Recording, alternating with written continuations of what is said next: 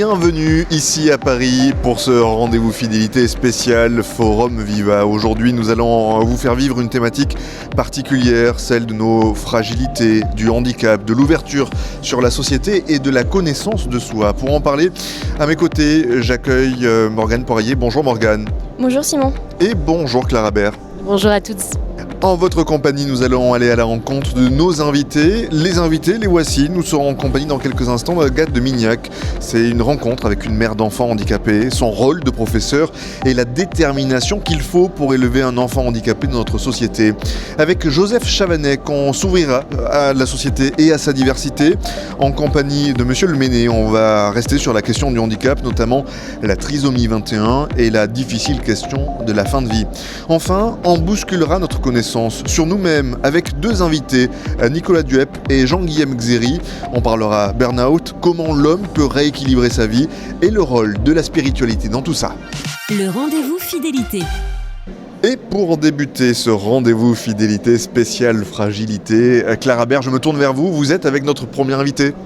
Oui, bonjour. Nous sommes avec Agathe de Mignac, mère de 5 enfants, dont 3 atteints d'une maladie rare, également professeure dans les écoles. Vous menez une vie à 100 à l'heure que vous avez décidé de partager dans 2 de vos livres.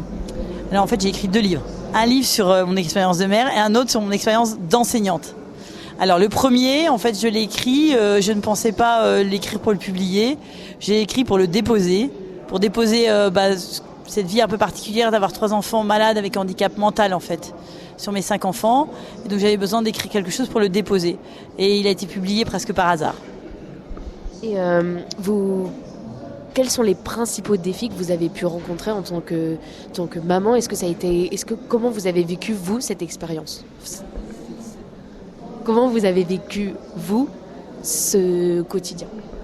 Oui, je souriais parce qu'en fait, c'est difficile de le résumer en quelques minutes de radio, mais il a fallu que nos enfants grandissent. Et au fur et à mesure qu'ils ont grandi, on a vu effectivement tous les troubles qui se sont installés. Et on l'a pas toujours bien vécu. Je l'ai écrit dans les larmes, ce livre, parce qu'en fait, j'allais pas si bien que ça. Mais le livre m'a permis de prendre un peu de distance et de regarder tous les fruits un peu positifs qui nous sont arrivés, notamment la force de notre couple. Parce qu'effectivement, c'est une aventure, là vous m'interrogez moi, mais c'est une aventure conjugale. Donc le couple s'est senti renforcé par cette expérience. Et puis finalement, je dis souvent, mais en fait c'est chouette ce qui nous est arrivé, mais même si on m'avait annoncé ça au moment de mon mariage, j'aurais dit non, mais j'en veux pas. Si vous pourriez revenir en arrière, vous ne referez pas le même chemin ? Si, je prendrais le même chemin, mais si on me l'avait proposé quand je m'étais mariée en me disant t'as 22 ans, tu te maries, dans 25 ans, t'as 5 enfants dont 3 handicapés, je crois que j'aurais peut-être réfléchi à 2 fois. Mais finalement, ça m'est arrivé et finalement, je suis très heureuse. Et qu'est-ce que vous en tirez aujourd'hui ? Qu'est-ce que vous avez à apprendre ? Donc vous êtes professeur. Est-ce que ça aussi, ça se répercute dans la manière d'enseigner ? Évidemment. Alors évidemment parce que je ne regarde pas du tout mes élèves de la même manière. Je trouve qu'ils sont tous des génies déjà. Je suis ébahie de ce qu'ils sont capables de faire. Et ensuite, deuxièmement, ça a même une influence considérable parce que là, je vais basculer. Je suis prof d'histoire en collège et je vais passer en prof spécialisé en Ulysse. Donc je vais passer mon diplôme d'enseignant spécialisé parce que finalement, je me suis tellement, enrichie de ça que j'ai envie finalement de le vivre aussi dans ma vie professionnelle. Donc oui, l'expérience est positive. Et est-ce que votre rôle d'enseignante, est-ce qu'il vous a apporté un peu d'aide dans la manière de grandir avec vos enfants, de les éduquer, de les accompagner ? Vous voulez dire, est-ce que en tant qu'enseignante, en fait, je suis une prof différente ? C'est ça votre question ? Vous auriez demandé à mes élèves, mais je crois que oui. Oui, parce qu'effectivement, j'admets l'idée qu'on puisse apprendre les choses en 20 fois ou 30 fois. Ça ne me fait pas du tout d'effet particulier, c'est une évidence. Je comprends qu'il faille parfois expliquer longtemps, fragmenter la tâche, accompagner, réexpliquer, recommencer, repartir en arrière. En fait, j'admets toute difficulté d'apprentissage puisque mes élèves n'ont pas les difficultés d'apprentissage qu'ont mes enfants. Elles sont là, mais elles sont beaucoup moins importantes. Donc forcément, je trouve qu'avec mes élèves, c'est facile. On est comme préparé à affronter en fait plus facilement les difficultés que d'autres pourraient avoir quotidiennement. C'est plus facile ? Ouais, je pense que c'est aussi une question de regard. C'est que je trouve qu'en fait, toute vie vaut la peine d'être vécue. Donc il n'y a pas d'élèves nuls. Il n'y a pas des élèves qui valent rien. En fait, s'ils sont sur Terre, c'est qu'il y a quelque chose qui est bon et qu'ils ont quelque chose à faire. Donc à moi de dégager le diamant, de l'aider. En tout cas, je dégage pas le diamant, mais c'est à eux de mettre en valeur leur diamant parce qu'ils en ont forcément un. Et parfois chez les ados, ça se voit pas tout de suite. Comment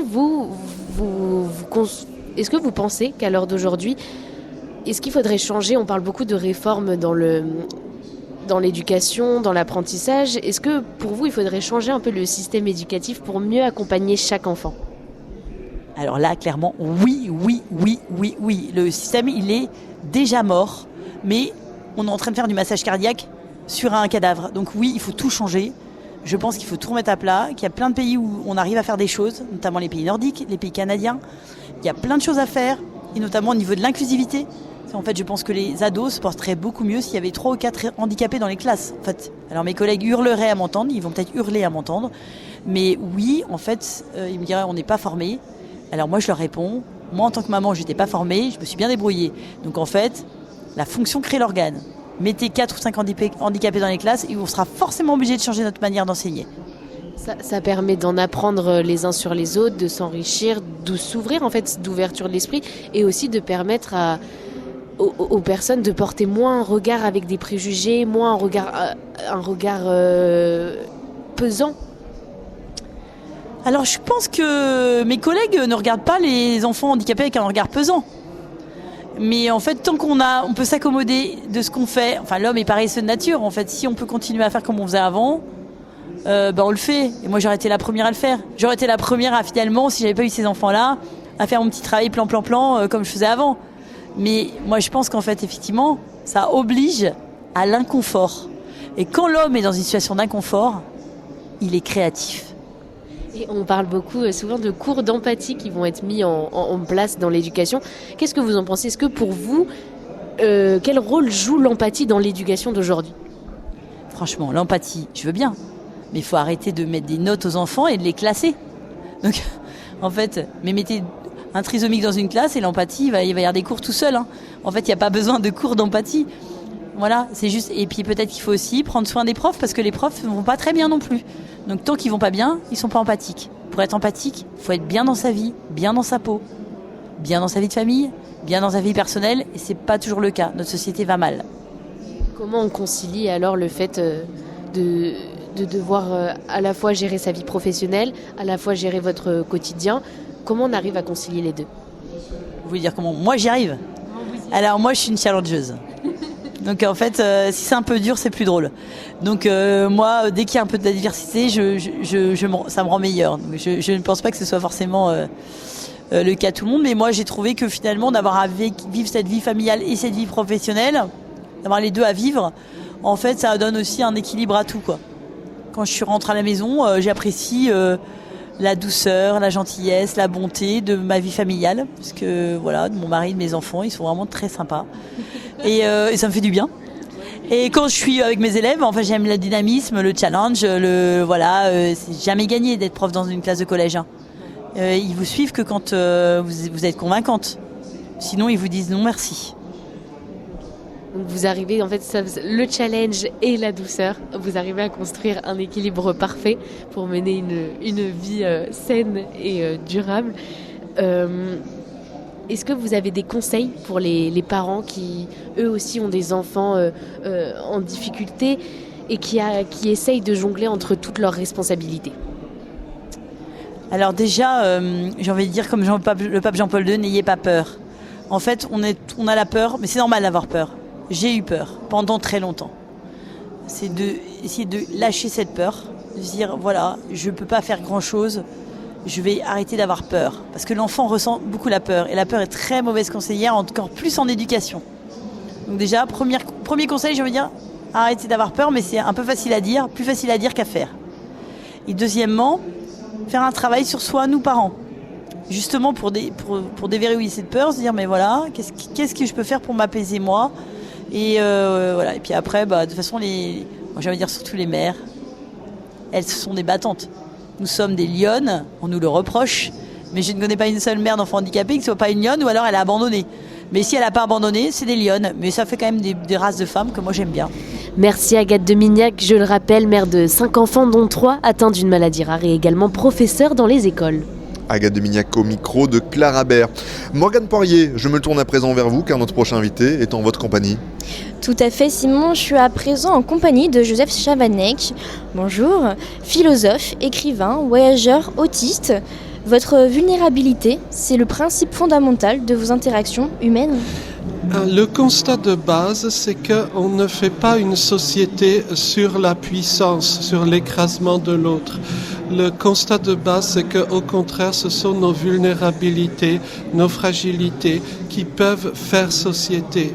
La vulnérabilité, la différence sont à la source de diverses richesses qui existent, des innovations, mais aussi à la source du bonheur. Lorsque, par exemple, on voyage, on découvre de nouveaux lieux, ça donne une sensation de bonheur. Il en va de même quand on découvre de nouveaux fonctionnements humains. Et donc, dès lors, la diversité humaine, l'atypie, ou cette forme qu'on appelle handicap, c'est un terme un peu connoté, tout cela peut contribuer à créer une société davantage humaine et davantage heureuse. Ça, c'est le constat de base. Ensuite, chacun des intervenants de la table ronde l'a décliné en fonction de son vécu, ses expériences. Et le tout peut-être a donné un autre aperçu de ce que peut être l'être humain. Et vous l'avez décliné comment ?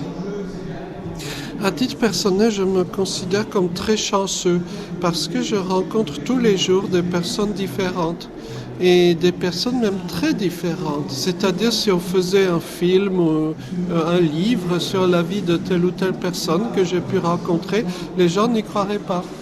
Ils diraient que c'est Hollywood ou que c'est pas possible. Mais si, l'être humain est extraordinairement divers dans ses façons de réfléchir, de fonctionner. Et ce que l'on appelle handicap, parfois, on ne sait pas vraiment qui l'est ou qui ne l'est pas en situation de handicap. Voyez.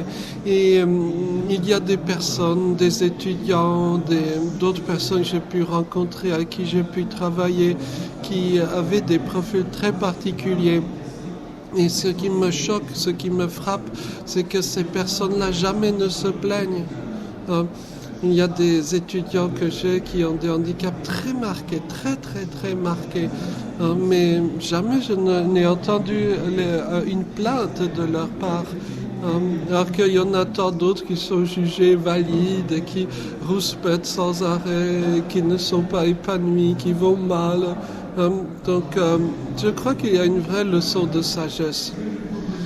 Quand on est atteint de handicap, est-ce que vous pensez que on a une ouverture d'esprit ? Je crois que quand on a une différence marquée, on ne peut pas simplement suivre les modèles qu'on voit à la télé ou qu'on voit dans la société. On doit être laboratoire ambulant. On doit imaginer sa propre vie. On doit imaginer des solutions qui n'étaient pas disponibles préalablement. Et donc, on est poussé à une forme d'innovation humaine. Également, quand on a un handicap, on a souvent besoin des autres. Alors, les gens non handicapés ont aussi besoin des autres, mais ils ne s'en rendent pas toujours compte. Donc, les personnes handicapées, en ayant besoin des autres, créent du lien. Et cette création de lien, je crois que c'est l'un des principaux apports du handicap. Et parfois, on peut même se poser la question, pourquoi est-ce que le handicap existe ? C'est un peu surprenant comme question, mais c'est une question essentielle. À mon avis, le handicap existe parce que la société, l'humanité en ont besoin. Si on fréquente par exemple tel ou tel village, que sais-je, en Afrique ou dans d'autres pays du monde, on voit que les personnes avec toutes sortes de profils ont une place. Alors certes pas une place VIP de grand luxe, mais une place. Elles travaillent, elles s'occupent des animaux, de je ne sais quoi. Donc on voit bien que sans ces personnes-là, le village ne tournerait pas. Il y aurait un grave problème, un grave manque. Et donc comment est-ce qu'on peut créer société, faire société avec je dirais, l'être humain tel qu'il est, quoi. Ça, c'est, je crois, un enjeu essentiel.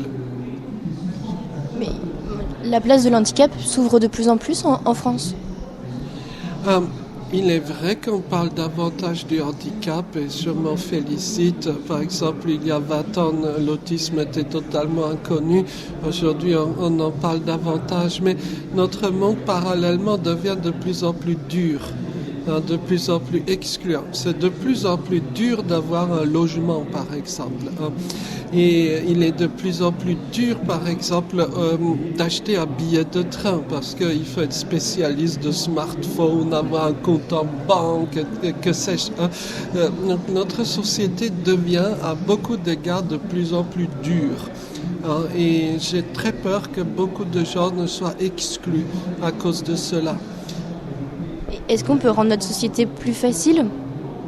Oui, il y a des gens qui ont cette capacité-là de créer du lien, la capacité de créer j'appellerais ça des bulles d'inclusion autour. Alors, pas besoin d'être milliardaire, c'est pas une question de pognon, quoi. Il y a des gens que j'admire beaucoup parce que ils ont cette capacité à réaliser un environnement meilleur autour d'elles, autour d'eux. Je pourrais en citer 50 000 évidemment, mais il y a tout l'enjeu peut-être dans une société humaine, c'est de trouver ces personnes, mettre en valeur ces compétences. Et ce n'est que comme ça peut-être qu'on réussira à créer quelque chose de viable. Et c'est des choses qu'on peut faire tous les jours ? Un petit quelque chose ? J'en suis convaincu. Prenons un exemple très simple. À quoi sert l'école ? À mon avis, l'école n'a pas pour mission essentielle d'apprendre les mathématiques supérieures ou la date de décès de Louis XIV. On peut vivre sans connaître la date de décès de Louis XIV. Par contre, à mon sens, l'école a pour mission d'apprendre à fonctionner avec les autres. Ça, on ne peut pas l'apprendre tout seul sur Internet. Et il suffit, pour revenir à votre question, il suffit que dans une classe, il y a un élève jugé différent pour que les autres acquièrent cette culture du handicap. Il y a des situations, des actions concrètes que l'on peut mener au quotidien et qui vont changer le parcours de vie sur des décennies. Il suffit par exemple que le premier jour de classe, on s'adresse à la classe, on parle ouvertement par exemple de la différence de tel ou tel camarade de classe pour que tout bascule. La personne devient souvent mascotte de la classe, le harcèlement s'arrête. Donc ces choses-là, elles sont tout à fait à notre portée. Et pas besoin, encore une fois, d'être milliardaire ou d'avoir je ne sais quel poste de pouvoir. On peut faire des choses humaines concrètes, qui que l'on soit. Oui, donc on peut expliquer à un enfant pourquoi il a un handicap, c'est quoi son handicap, et après ils seront plus ouverts d'esprit. Oui. Avez-vous remarqué que les tout-petits, par exemple jusqu'à l'âge de 3-4 ans, ne sont pas racistes ? C'est vrai. Ça a été parfaitement montré. Les enfants, les tout-petits, ne sont pas racistes. Autant profiter de la capacité des enfants de comprendre le monde, de comprendre la différence, pour avoir un fonctionnement meilleur, plus intelligent, plus humain dans la suite de leur vie. Ça, on peut le faire. Ça ne coûte rien. Mais il faut juste se lancer. Oui, il faut les expliquer dès petits. Tout à fait. Et chez les adultes, on peut aussi faire plein de choses. On peut faire plein de choses pour expliquer la différence, expliquer que la personne qui est face à nous, elle a des capacités. Elle en a même sans doute beaucoup plus qu'on ne le pensait. Cette personne-là, elle a toute sa place dans la société. Elle peut beaucoup apporter à la société. Ça, c'est le message, je pense, le plus important. Oui, parce qu'elle peut s'intégrer tout à fait à la société, que ce soit française ou autre. Absolument. Et on a parfois ce méchant réflexe de dire que la personne est déficiente, que médicalement parlant, ça n'ira pas. Le médecin a dit qu'il ne fallait même pas y penser. Mais je connais plein de personnes, j'en rencontre tous les jours, dont tous les médecins de la Terre ont juré qu'il était hors de question d'imaginer un quelconque avenir. Et ces personnes-là travaillent, ont un contrat de travail comme n'importe qui. Et quand vous allez sur le lieu de travail et que vous regardez les gens, je vous mets au défi de deviner visuellement qui est qui, quoi. Voilà. Donc, on parle ici de personnes dont on n'a absolument pas voulu, dont l'école n'a pas voulu, dont tous les grands experts ont dit que c'était même pas possible d'envisager un quelconque avenir. Donc l'être humain nous surprendra toujours et c'est une excellente chose. Et pour terminer, vous avez beaucoup voyagé. Est-ce que vous, comme vous l'expliquiez tout à l'heure, vous voyez des personnes qui sont intégrées à la société ? Oui, j'ai la chance de voyager. Il n'y a pas de pays parfait, mais il y a d'extraordinaires choses qui se passent à droite, à gauche. J'aurais peut-être une pensée pour une amie qui s'appelle Ernestine. Elle est à Mayotte.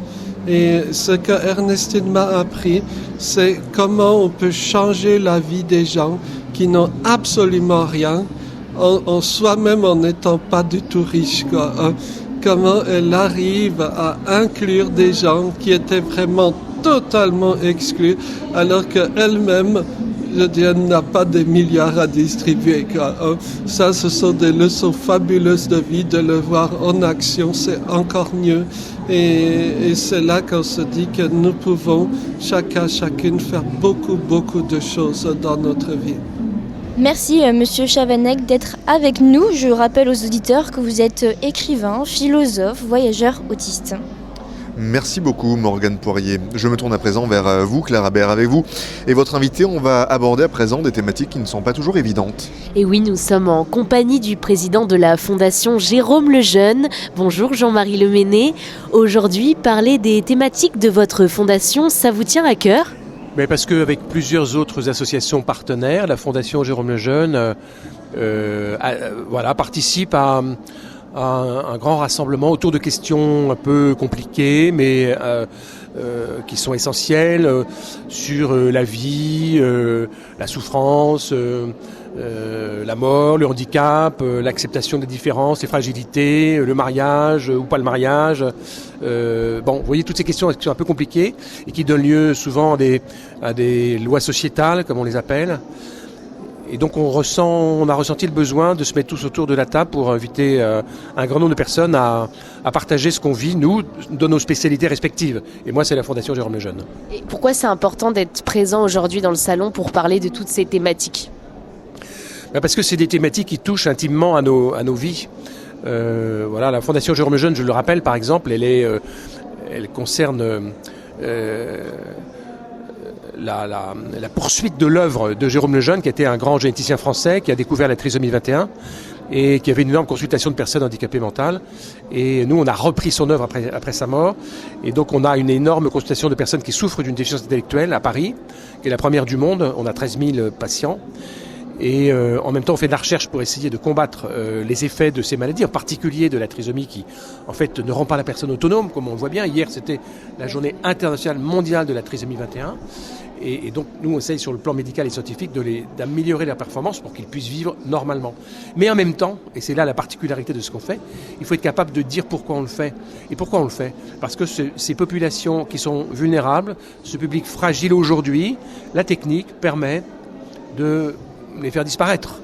Le dépistage natal généralisé permet à la mère, sur quelquefois insistance du monde médical, de dire écoutez, voilà, vous attendez un enfant avec un handicap, c'est peut-être pas la peine de le garder, etc. Donc ça, c'est pas possible. On dit non, c'est pas possible, on peut pas faire ça, quoi. On va mettre des choses en œuvre pour que votre quotidien se déroule le mieux possible. Et à côté, à la naissance, on va permettre aux personnes d'avorter si il y a un syndrome de trisomie 21. Ça crée un véritable contraste. C'est une contradiction, c'est un paradoxe qui fait souffrir énormément de gens parce que du coup maintenant comme la médecine permet de dépister très très tôt, en fait les femmes ont des grossesses qui sont pas sereines parce que très tôt on apprend éventuellement qu'on attend un enfant porteur de handicap. Donc la femme pendant 9 mois se dit qu'est-ce que je fais, c'est horrible. Donc elle va, psychologiquement c'est tout à fait inconfortable.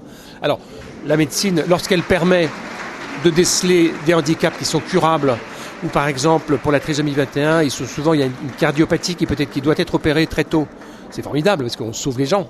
Mais quand il s'agit de se poser la question qui est une question à laquelle il n'y a pas de réponse. Dire mais finalement vous le gardez pas, c'est très cruel pour la mère de vivre pendant 9 mois avec ça. Donc nous en fait on est à l'intersection à la fois du monde scientifique et médical et de l'interrogation éthique. Voilà, en disant attention, la médecine, la science, la technique ne peut pas tout et elle ne peut pas répondre à ces questions éthiques. Il faut avoir une réflexion philosophique là-dessus. Pour ne pas être malheureux et finalement accepter les solutions de facilité qui consistent à éliminer le patient, faute être capable d'éliminer la maladie. Pour vous, c'est une solution de facilité. Hélas, oui, pour la trisomie 21, par exemple, on sait que 96% des enfants diagnostiqués avant la naissance sur la trisomie 21 sont avortés. 96%. Donc, si vous voulez, c'est un chiffre invraisemblable. C'est pas un chiffre démocratique. On aurait une élection à 90%, on dit, mais ils ont truqué les urnes. Donc, en fait, ça veut dire que c'est pas un choix et que les femmes sont conduites à ce choix-là, à cette solution extrême, malgré elles. S'il y avait 55 ans, on dirait, bon, ok, on comprend. Mais enfin, c'est compréhensible. 96%, c'est pas compréhensible. Donc ça s'appelle de l'eugénisme. Voilà. Et l'eugénisme, c'est pas une bonne solution. Ça veut dire, on supprime les gens qui sont plus faibles. Et les gens forts suppriment les gens plus faibles. Et ça, on veut pas de ça. Et elles sont conduites, pour vous, elles seraient conduites à ce choix. Pourquoi ? Est-ce que c'est parce que c'est le manque d'adaptation aujourd'hui dans notre société ? C'est le regard des autres ? Pour vous, ce serait quoi ? Malheureusement, on a focalisé sur la trisomie 21 comme une maladie horrible. Et au fond, à l'époque de Jérôme Lejeune, on les appelait des petits monstres, enfin on les appelait les Mongoliens, etc. C'est Lejeune qui les a sortis de l'anonymat et des coulisses de l'histoire pour leur dire, attendez, il est porteur d'une trisomie, c'est pas infamant, on va vous aider, vous ne serez pas tout seul et un jour on va les guérir. Donc en fait c'est ce regard négatif sur l'altérité, sur la différence qui condamne cette population-là. Et pourquoi particulièrement cette population-là ? Parce qu'il se trouve qu'elle est détectable extrêmement tôt dans la vie intra-utérine, ce qui n'est pas le cas de l'autisme ou de quantité de pathologies. Et c'est une maladie relativement fréquente. 1 sur 700, une naissance sur 700, c'est pas du tout une maladie rare.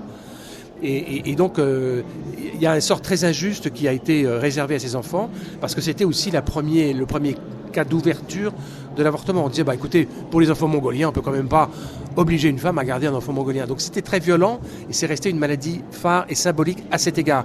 Or, il y a aujourd'hui une prise de conscience petit à petit. Vous voyez qu'on le voit à travers le film, un petit truc en plus, les cafés joyeux. Donc on voit qu'on réhabilite en quelque sorte après la naissance ces enfants-là et ces jeunes en disant mais finalement, inconsciemment, on n'a quand même pas été très sympa avec eux parce que finalement on les condamne avant la naissance et après ça on se dit finalement allez on les fait jouer dans un film et qu'ils sont drôles, on les fait servir des cafés parce qu'ils sont sympas.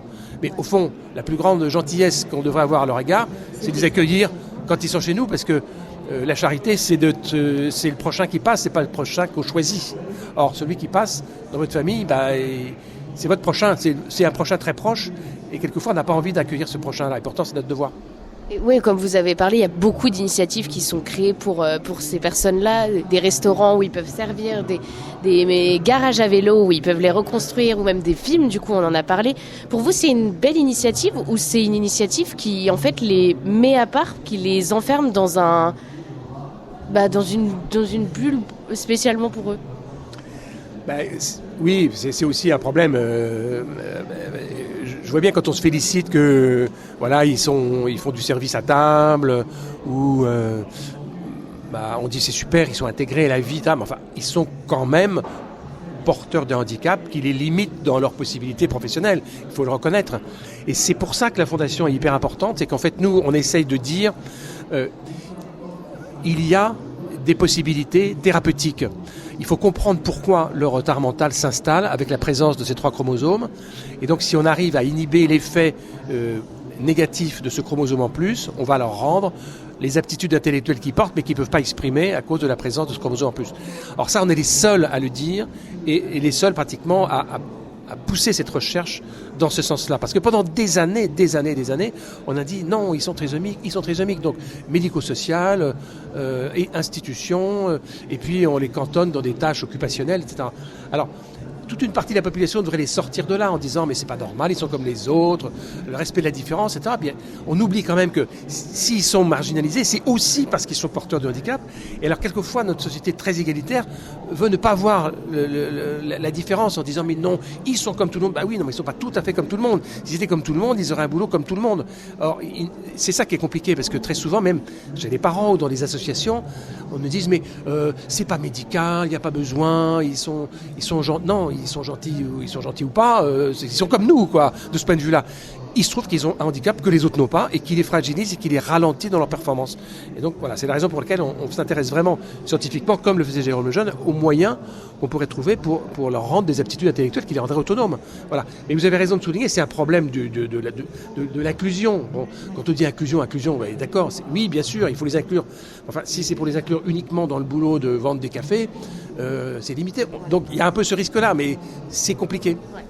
Et donc aujourd'hui, vous êtes présent au forum pour en parler. Est-ce que c'est pour sensibiliser à cette cause ? Pas uniquement d'ailleurs, parce que la Fondation elle est présente sur d'autres causes aussi. Là on parle du début de la vie, on va aussi parler de la fin de la vie. Je suis dans 2 forums où on parle de la fin de la vie, parce que on a la question de la fin de la vie, c'est-à-dire de l'euthanasie ou du suicide assisté, sont des questions qui nous interpellent en particulier par rapport au handicap.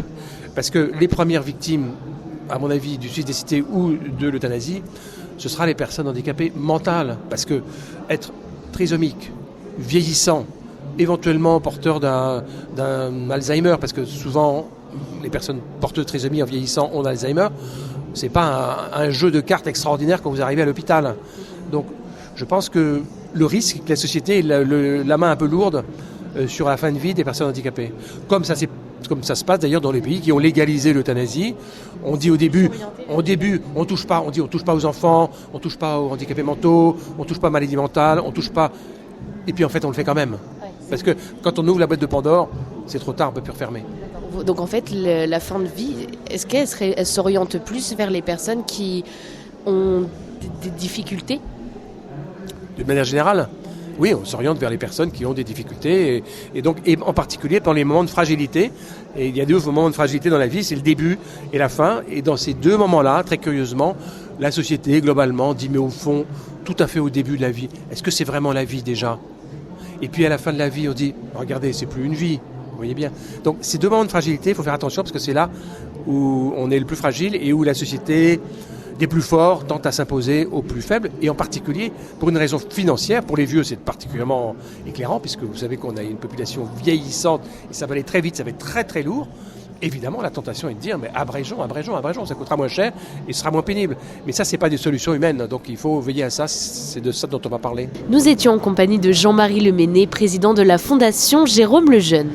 Merci beaucoup Claire Habert. Allez, nous allons entamer, si vous le voulez bien à présent, la dernière partie de cette émission qui va s'intéresser à nous, à l'être humain et à ses relations pas toujours évidentes avec lui-même. Et pour ce faire, Morgane Poirier, je viens vers vous. Vous êtes avec Nicolas Duep. Tout à fait, Simon, je suis en compagnie de Nicolas Duep. Bonjour, vous êtes spécialiste du burn-out et des vulnérabilités. Parler de ces 2 thématiques sont importantes pour vous ? Écoutez, je crois que le burn-out, c'est un terme qui est plutôt devenu à la mode, malheureusement, et qui est une invitation à réfléchir sur nos styles de vie où on pousse toujours à l'extrême, où on ne veut pas s'écouter et où, au moment donné, le corps reprend le dessus et décide de dire stop contre notre volonté, contre notre cerveau. Et donc, je viens témoigner de mon accident là-dessus. Vous avez eu un accident en mai 2021 ?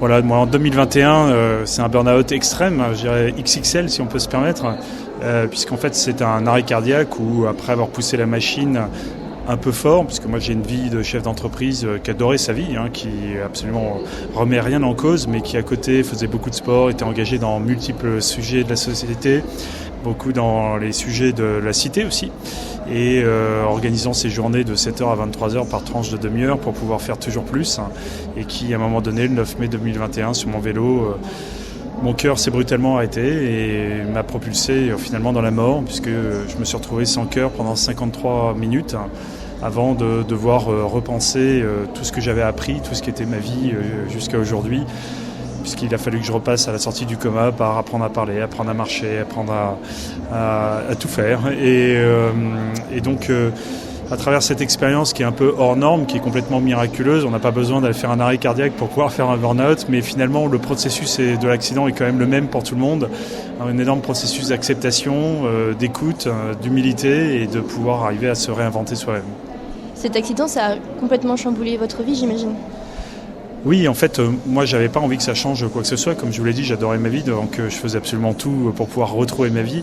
Mais c'était pas possible. C'est-à-dire que les séquelles cognitives, les séquelles peut-être physiques, de fatigabilité, de gestion de l'émotion, de gestion du stress, ont fait que je pouvais plus être un chef d'entreprise. Donc il m'a fallu 14 mois pour que j'ouvre les yeux et que j'accepte, que je reconnaisse que ça serait plus possible d'être comme avant. Et donc la vie, elle est chamboulée, mais obligatoirement, c'est pas un souhait, c'est qu'en fait, j'ai pas le choix, quoi. Et donc ça a été une réinvention. D'ailleurs, dans mon livre 53 minutes survivre et renaître, il y a bien renaître. Et en passant par comme un petit bébé, apprendre à parler, à marcher, apprendre à gérer comme un ado, à gérer ses émotions, à être sur un canapé, à rien faire, sans énergie, à regarder le plafond.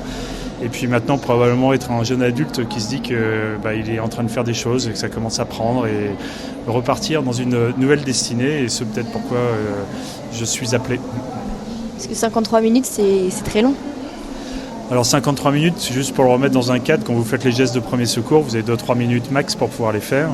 Et au bout de 9 minutes de massage, dans les formations, on vous dit qu'il reste 3% de chance de sauver le cœur. Et le vrai défi, en fait, c'est pas de sauver le cœur. Le vrai défi, c'est de sauver le cerveau, parce qu'à chaque pression que vous exercez, vous n'envoyez que 25% du besoin d'oxygène au cerveau, ce qui fait que le cerveau grille. Et c'est ce qu'on, dans ces formations, pour le PSC1, on vous dit généralement, passez 20 minutes, vous pouvez lâcher l'affaire, parce qu'en fait, les séquelles de la personne sont trop importantes. Aussi, parce que c'est tellement physique de tenir en pression.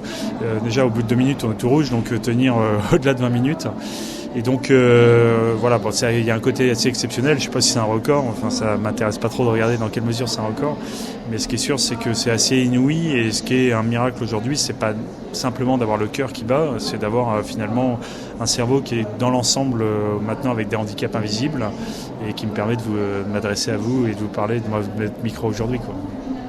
Et est-ce que ça vous a appris des choses sur vous, Alors oui, en fait, moi, dans le livre, j'en parle. Il y a toute l'histoire du récit qui est complètement dingue et complètement incroyable, de rebond en rebond, palpitant comme une série.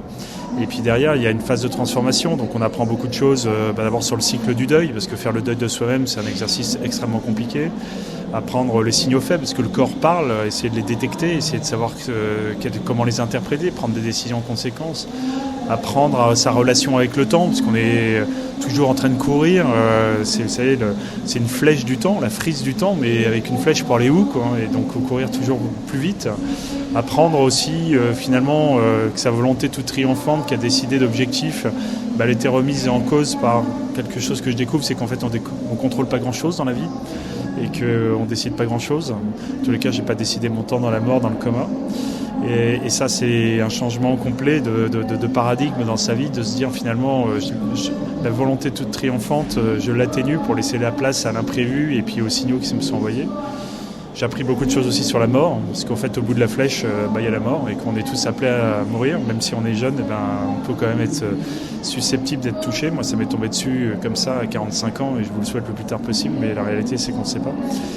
Voilà, donc j'apprends beaucoup de choses. J'ai découvert également le rôle de l'aidant, parce que tout ça, c'est une immense retour à la vie grâce à l'amour de ses proches, et on se bat juste pour l'amour, parce qu'on traverse des phases de dépression qui sont tellement violentes que finalement c'est tellement facile de mourir. Donc pourquoi s'embêter à souffrir dans ce monde, et pourquoi ne pas repartir ? Voilà, donc plein de sujets comme ça dont je parle dans le livre et qui aujourd'hui m'animent et sur lesquels on m'a demandé de venir apporter quelques éclairages. Dans votre vie de tous les jours, vous avez mis des choses en place pour profiter de cette vie ? Est-ce que j'ai mis des choses en place pour pouvoir organiser ma vie ? Écoutez, d'abord, les choses se font petit à petit avec le temps, parce que s'il y a bien un truc qu'on ne contrôle pas, c'est le temps. Tout prend du temps. Moi, ça fait presque 4 ans l'accident, mais aujourd'hui, je retrouve une joie, mais que je n'avais pas il y a 1 an et demi.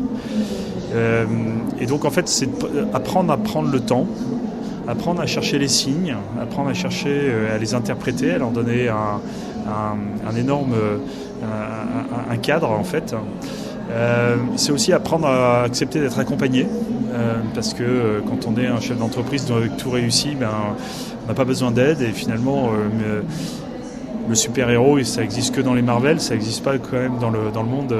Et donc à ce moment-là, c'est d'apprendre aller voir, moi je suis encore toutes les semaines chez le psychologue, l'orthophoniste, à écouter. Et en général, vous savez, le psy en France, quand vous allez voir le psy, c'est que vous êtes malade et vous avez un pet au casque. La réalité, c'est que c'est quelqu'un des gens qui peuvent vous aider, donc un psy, un coach, un tiers.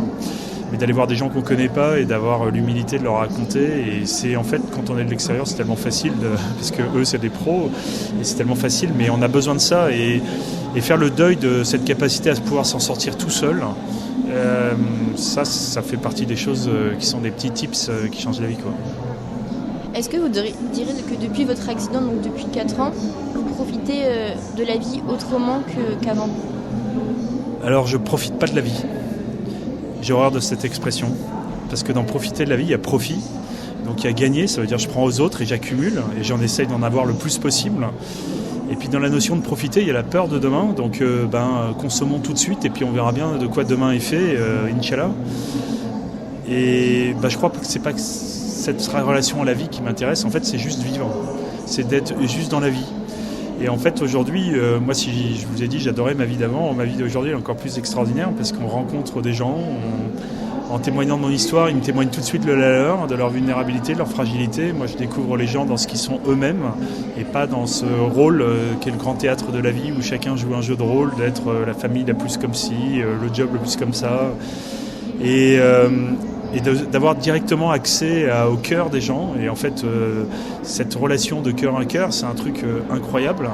Et en fait, on est tous appelés à être dans cette relation au cœur. On ne se l'autorise pas beaucoup parce qu'on a peur d'être jugé, on a peur d'être éjecté du système, on a peur d'être paraître faible. Mais la réalité, c'est que comme ça qu'on crée des liens, et ces liens de fraternité, ces liens d'amour, c'est ce à quoi on est appelé. Et en fait, aujourd'hui, moi, j'en ai tous les jours des rendez-vous comme ça, et c'est incroyable, quoi. Les choses les plus simples. Les choses les plus simples, le cœur de l'autre, c'est en fait ce qui est le plus dur à accéder, en haut de l'Everest pour pouvoir faire des trucs incroyables. Mais le cœur de la personne qui est juste en face, il est juste à portée de main, mais en fait c'est un exercice, et puis c'est un exercice aussi pour l'autre de se laisser ouvrir et de le laisser accéder. Et donc si c'est ça la simplicité, je trouve qu'elle est assez complexe, mais c'est en tous les cas la chose la plus belle, quoi. Et maintenant, aujourd'hui, vous êtes toujours chef d'entreprise ou vous avez complètement changé votre vie ? Alors en fait aujourd'hui, je suis plus un chef d'entreprise, que physiquement je peux plus l'être, même si ça se voit plus. À force de travail, les handicaps ont disparu, mais la fatigabilité, la gestion des émotions, l'incapacité à gérer le stress font que je peux plus être un dirigeant, encore moins d'une société cotée comme était la mienne. Et donc maintenant, en fait, je me découvre des nouvelles activités, celle d'abord d'un auteur conférencier qui fait la promotion du livre et va témoigner et ouvre les cœurs à travers toutes ces conférences. Je suis également dans ce monde entrepreneurial que j'adore, en train d'accompagner de multiples entrepreneurs. J'en ai 7 aujourd'hui, à les aider à trouver cet équilibre permanent entre la vie perso et la vie pro, et justement leur éviter de basculer du côté obscur de la force dans le burn-out ou dans autre chose. Voilà, et donc concrètement ça me fait un agenda à moitié, à peu près la moitié du temps, parce que je ne peux pas faire plus, mais comme je vous le disais, c'est directement dans le cœur, et donc en fait ça m'apporte beaucoup de joie. Et donc je suis passé d'un monde de l'adrénaline où on se shoot à l'adrénaline, c'est une drogue, à finalement un monde où on se shoot à la joie, quoi. C'est important de calculer sa vie privée avec sa famille, ses amis, et sa vie avec le travail, de pas tout mélanger, de faire attention, de pas... Alors, on vient d'un monde où il est hyper important de dissocier la vie professionnelle et la vie personnelle. Il est important de ne pas montrer ses émotions dans sa vie professionnelle, il est important de ne pas ramener les soucis du bureau dans sa vie professionnelle. Je crois que fondamentalement c'est une erreur, parce qu'à la fin on est la même personne, et bien malin et bien fort celui qui est capable d'aller au bureau avec sa femme qui a un cancer et faire genre tout va bien, je suis performant, il n'y a pas de problème. Et bien malin celui qui est capable de rentrer après beaucoup de harcèlement ou beaucoup de difficultés dans sa boîte et de prendre son assiette et discuter avec ses enfants et tout va bien dans mon bureau. J'y crois pas, et je crois que peu de gens sont capables d'avoir une étanchéité. Et donc en fait, retrouver cette unicité et retrouver cet alignement, c'est un travail de discernement, c'est un travail de tous les jours, c'est un travail sur lequel il faut être aidé et accepter d'être aidé, et qui fait qu'à un moment donné, et moi ce dont je témoigne, c'est qu'en fait, être capable d'aller voir son collègue, son chef, et lui dire écoute, en ce moment c'est dur, mon fils a une maladie grave, il est opéré, j'ai besoin d'avoir du temps. Mais de le dire avec le cœur, le dire pas en rapport de force, le dire juste avec le cœur, et pour toucher le cœur, je crois que c'est à un moment donné délester un fardeau gigantesque et puis finalement découvrir peut-être une humanité. Alors je vous dis pas que tous les boss et toutes les entreprises sont capables de ce genre de choses, il y en a beaucoup qui m'invitent, mais il y en a beaucoup qui m'invitent pas non plus. Mais en tous les cas, c'est de pouvoir en témoigner et le témoigner sincèrement, sans attendre en retour quoi que ce soit, mais juste en parlant avec son cœur et se délester. De la même façon que quand c'est dur à son bureau, pas montrer qu'on est hyper fort, mais même quand on a des enfants, les enfants ils sont capables de comprendre et pouvoir mettre des mots sur un ressenti d'un papa qui va pas bien, finalement c'est aussi pouvoir discuter avec eux de la question que vous avez posée, de ces équilibres, comment eux-mêmes vont pouvoir construire leur vie et surtout de mettre des mots sur des ressentis et des peurs, ce qu'on essaye d'occulter malheureusement. Donc moi je crois à l'unicité, je crois à l'alignement, mais je crois qu'il faut aussi avoir l'humilité de ne pas y aller tout seul. Pour terminer cette interview, dernière question, c'est important de dire à tout le monde oui j'ai des sentiments, de s'humaniser. Moi je crois que le cœur c'est l'essentiel et puis un homme, un être humain c'est un corps, c'est une âme avec son intelligence, sa raison, sa mémoire et puis c'est un esprit que j'appelle cœur. C'est ces trois dimensions et moi j'ai envie de dire qu'au moment où on a l'émergence de l'intelligence artificielle, en fait on a les robots qui ont mis le corps un peu au chômage. On a l'intelligence artificielle qui va en mettre une grande partie de cette âme au chômage. Et c'est une opportunité incroyable parce qu'il va falloir qu'on redécouvre cette troisième dimension du cœur. Et on a tous été atrophiés du cœur. Il n'y a pas d'école du cœur. On va apprendre à mettre des mots sur une émotion, à qualifier son émotion. Je ne sais pas si vous l'avez appris à l'école, mais on l'apprend quand même assez rarement. Et donc c'est ça qui nous attend et ça va être ça l'opportunité de pouvoir construire une société un peu plus tournée vers le cœur parce que la seule façon de se différencier de la machine, ça va être le cœur. Donc mon propos peut paraître un peu naïf, mais en même temps, en tant qu'entrepreneur, j'y crois fondamentalement parce que le match avec la machine, il est perdu et donc Excel et les PowerPoint, etc., c'est perdu, ça ira toujours beaucoup plus vite. Mais en revanche, prompter en mettant le juste niveau de sentiment, en qualifiant bien ce qu'on attend et comme dirait le Petit Prince, en voyant bien qu'avec le cœur, parce qu'on voit bien qu'avec le cœur, je pense qu'on va commencer à recruter des cœurs. Et votre génération, c'est ça qu'elle est appelée à construire et c'est cette société-là qui vit devant nous. Mais maintenant, à nous de la prendre en main, à nous d'en témoigner, avec la joie. Sans quoi la machine nous broiera, mais je pense que l'être humain est beaucoup plus subtil que la machine. Merci Nicolas Duep. Je rappelle que vous êtes spécialiste du burn-out et des vulnérabilités. Merci beaucoup Morgane Poirier. Eh bien, je vous propose que l'on clôture cette émission et qu'on prolonge d'une certaine façon l'échange que l'on vient d'entendre avec Nicolas Duep en compagnie de vous, Jean-Guillaume Exery. Bonjour, merci beaucoup de prendre le temps d'être avec nous pour échanger, écouter, faire connaissance avec soi comme avec les autres. C'est un petit peu ce que j'imagine on peut faire ici à Paris. Pour vous, c'est un véritable enjeu de société aujourd'hui.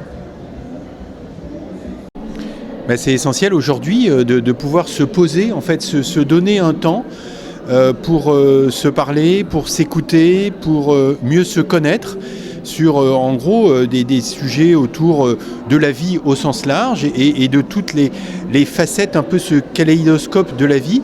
Et de mon point de vue, c'est aujourd'hui indispensable qu'on se donne, compte tenu de ce que traverse notre société et les enjeux majeurs autour de la vie, du corps, de la famille, de la place des personnes fragiles, qu'on se donne un temps pour se poser et pour s'écouter. Ouais.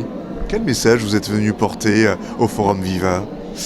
À résumer en quelques phrases, l'exercice est périlleux, mais je dirais mon message, c'est réfléchissons aux conditions qui nous sont favorables justement pour que la vie puisse croître.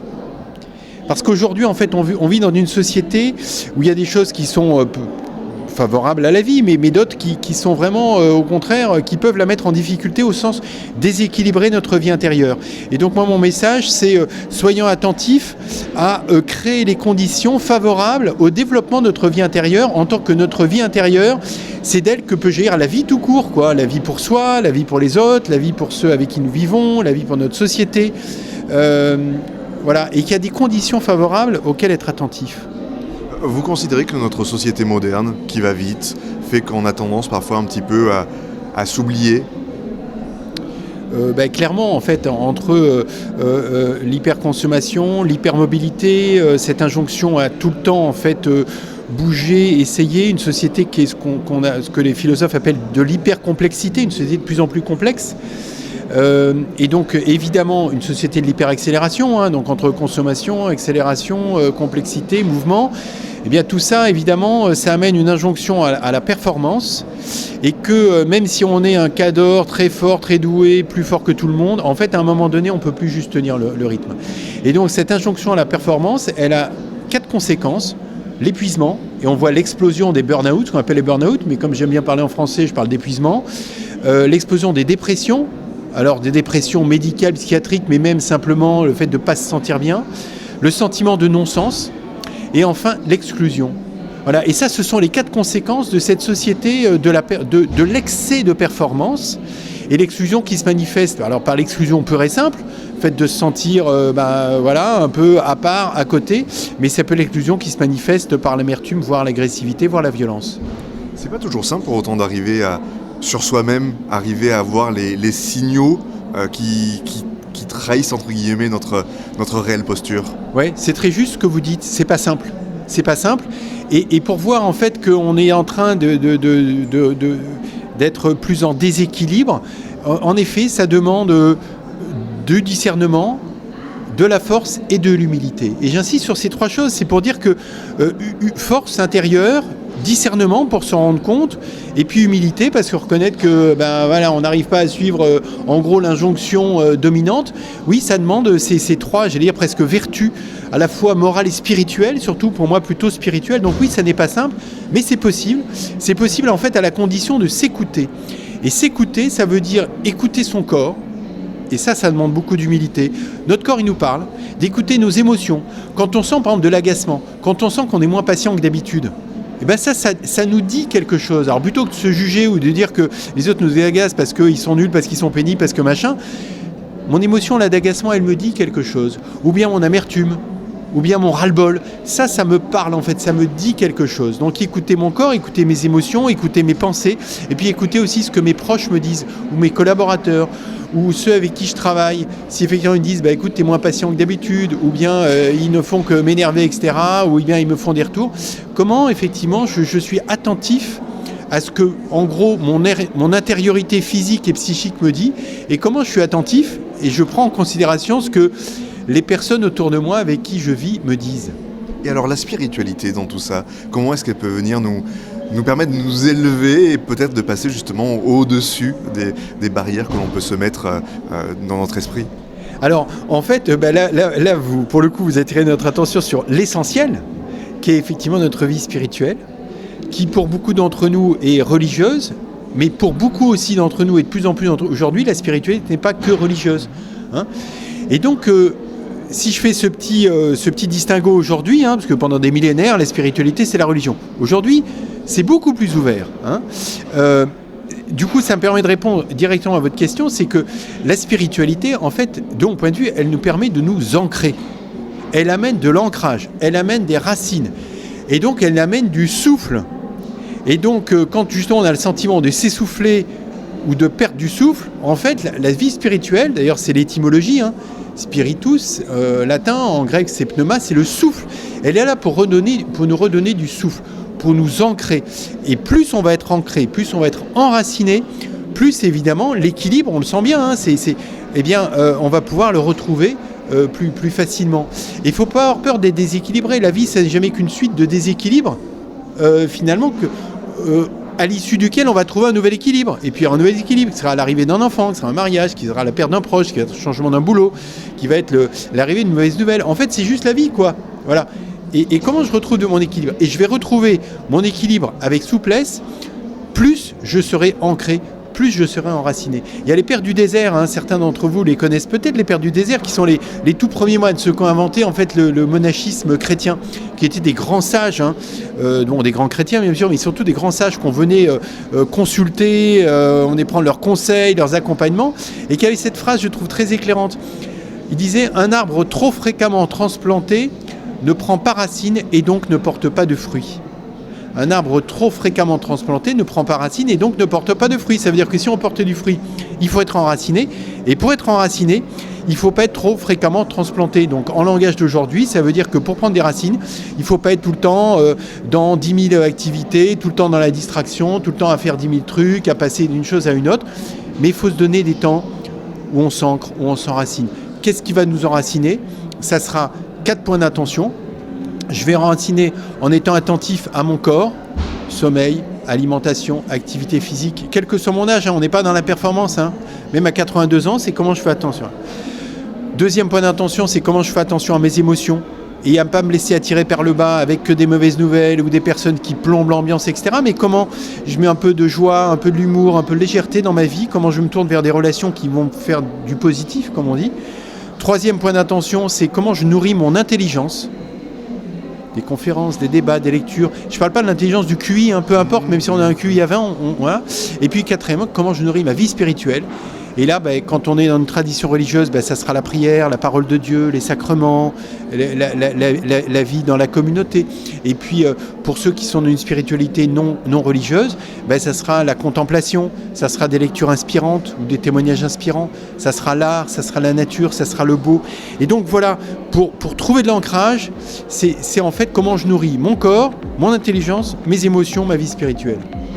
Eh bien, un grand merci, Jean-Guillaume Exery, d'avoir été avec nous, avoir apporté votre éclairage sur l'être humain, ses relations pas toujours simples et le rôle de la spiritualité. Chers amis auditeurs et auditrices, c'est ainsi que s'achève notre rendez-vous fidélité enregistré au Forum Viva de Paris. Je vous souhaite une belle et douce journée sur les antennes de Radio Grand Ciel et Radio Fidélité.